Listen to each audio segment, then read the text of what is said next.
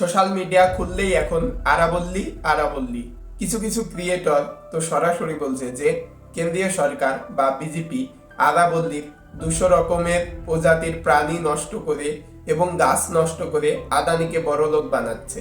তো বলে রাখি যে 2017 সালে মধ্যপ্রদেশে তৎকালীন বিজেপি সরকারের জামানায় একদিনে 12 ঘন্টায় 6,60,00,000 গাছ লাগিয়ে ভারত বিশ্ব রেকর্ড করেছে। আর এখন এই বিজেপি সরকারকে কেউ কেউ বলছে যে এরা পরিবেশ বিরোধী কাজ করছে। আর যে 100 মিটার নিয়ে ধোঁয়াশা হচ্ছে যে আরাবল্লীর 100 মিটার পর্যন্ত খনন করা যাবে, তো ওইটা 100 মিটারের উপরে কোনো রকম খনন কার্য করাই যাবে না। আর 100 মিটারের নিচে যদি পরিস্থিতি থাকে তবেই খনন করা যাবে, নচেত নয়।